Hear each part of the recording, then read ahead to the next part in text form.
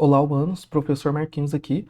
Vamos resolver rapidamente o exercício 9 do livro Os Fundamentos da Física, volume 1. E agora a física começou de verdade, finalmente. Ao contrário dos outros exercícios, agora a gente vai usar uma característica, né, uma habilidade que os físicos tornam eles físicos, que é fazer estimativas. Essa questão não tem uma resposta exata e única, mas o importante para a gente é o processo que nos leva a chegar numa resposta. Então vamos lá. Sabendo-se que 1 cm³ cabem aproximadamente 20 gotas de água, determine a ordem de grandeza do número de gotas de água necessárias para encher a banheira de um apartamento. E essa é a graça, né, do exercício. Encher uma banheira de apartamento. A gente não sabe que apartamento, qual tipo de banheira, né? Vocês devem imaginar que existem vários tipos de banheira, de vários tamanhos, e é por isso que não tem uma resposta única.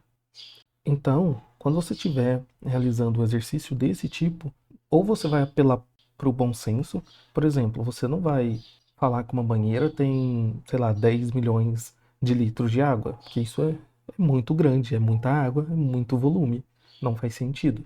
Da mesma forma que tu não vai falar que uma banheira tem 2 litros de água. Então você sempre vai apelar para o mundo físico real, que é o mais interessante, é a principal diferença entre física e matemática. Para fazer física, você precisa estar atrelado ao mundo real, à natureza de fato, às coisas do seu dia a dia. A matemática ela é mais abstrata e tu pode brincar mais, com certa liberdade. Então eu trouxe aqui para vocês uma das banheiras, né, que eu peguei na internet mesmo, porque, novamente, o importante é o fluxo do raciocínio e não o exemplo que você vai pegar, né, a banheira, as medidas exatas. Você pode aí pesquisar no Google mesmo, né, qual o volume médio de água de uma banheira de apartamento. E aí você vai lendo. O que eu fiz foi pesquisar na aba Shopping do Google algumas banheiras e abrir alguns links de compra mesmo, sabe? Casas Bahia, Shopee, etc. E fui pegando assim uma média e aí eu escolhi essa imagem aqui com essas medidas e vou fazer as contas para vocês verem.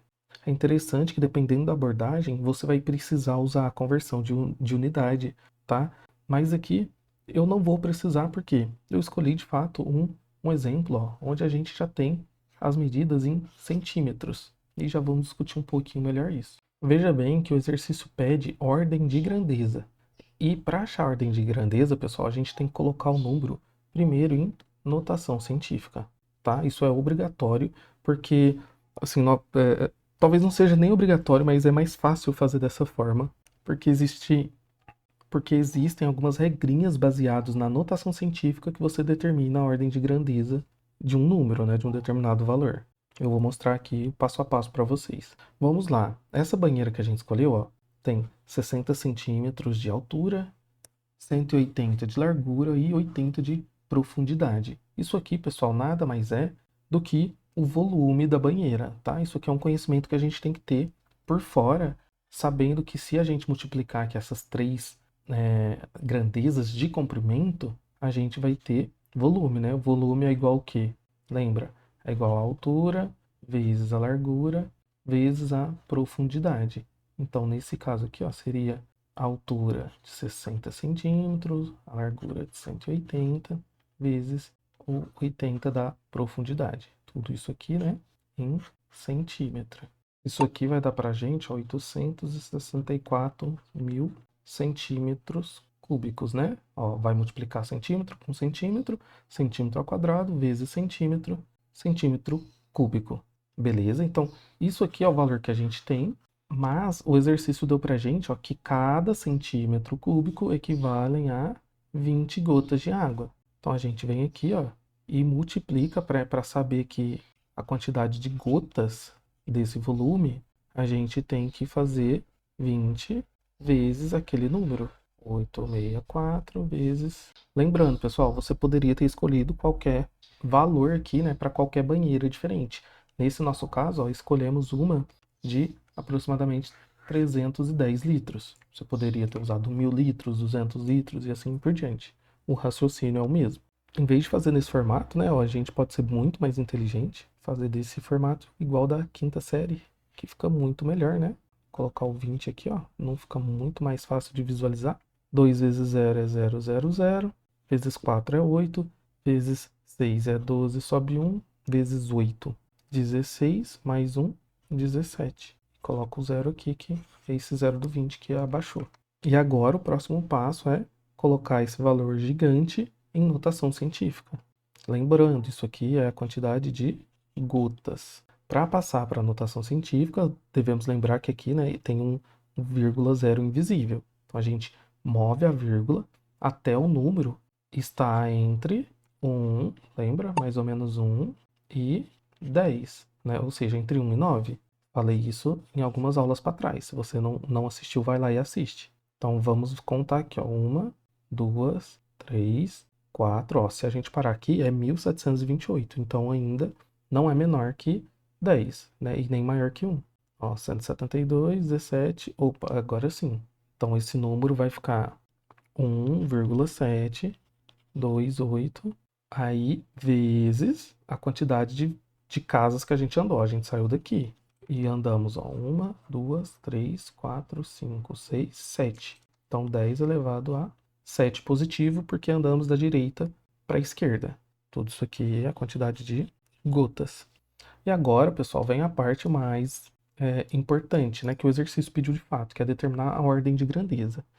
Na maior parte dos casos, a ordem de grandeza nada mais é do que esse expoente aqui, tá? Ou melhor, a combinação.